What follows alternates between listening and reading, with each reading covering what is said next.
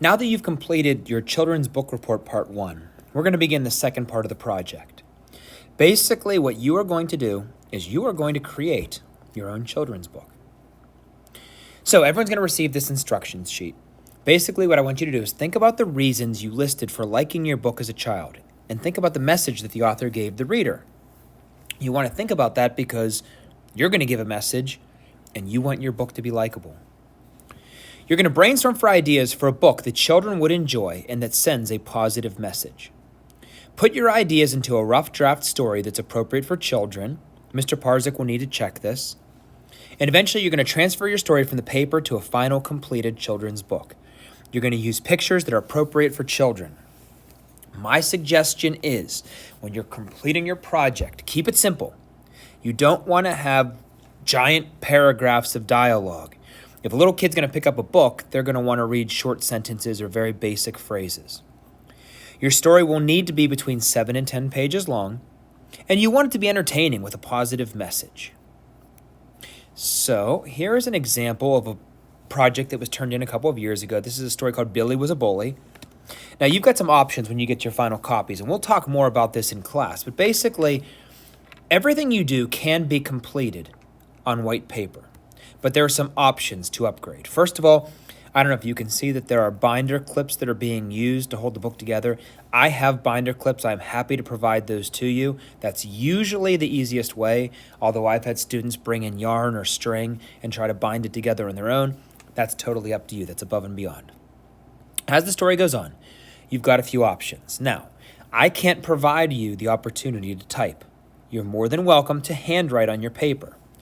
But if you can plan ahead and you can use some white computer paper and you can type your dialogue, it's going to make your book look a whole lot nicer. Also, notice that this is a white piece of paper that's been glued to a piece of construction paper. I have white paper, I have coloring supplies, I have construction paper. I will provide these things for you. That's not the only way to do it. You're welcome to be creative and come up with what you think is best, but this is the common technique that the students will use. And you can see that the drawings are very basic. They're not small in the corner. These drawings are very good. They take up the most of the paper, and they're very basic but straightforward. Okay? You can see that there is a little bit of dialogue, but the dialogue has to be at a minimum. So we're going to focus more on the text, the writing on the page. But there can be a little bit of dialogue to help, send your story along. So what you're going to do these first couple of days is you're going to need to brainstorm. You're going to need to come up with ideas. So I'm going to give you an example of what I'm looking for you to do. Okay? All right, the first thing that you need to do is you need to come up with a list of characters, setting, and a plot. So just off the top of my head, maybe what I'll do is I'll make a story. A little alliteration is always a good start. So what if I say Carl the cow?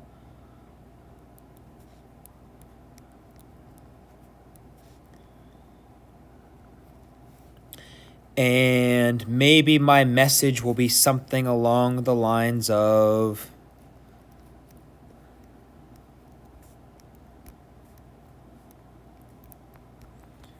appreciate what you have. And maybe my story will be something along the lines of Carl gets tired at the dairy farm producing milk. And maybe in my story, I'll have Carl visit different farms. Maybe he'll go to a different farm and try to be a chicken. And go to a coop and try to lay eggs. Maybe he'll go to another farm and try to do the job of another animal. Maybe he'll go to a duck pond and try to float. And in the end, maybe he returns to his dairy farm and appreciates his life that he has.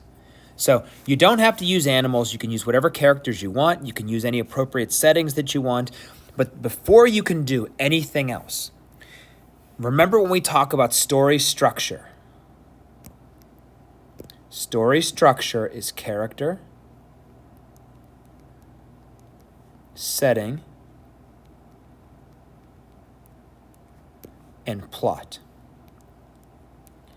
Before you get into your minute details, the first thing you need to do is think of story structure, character, setting, and plot.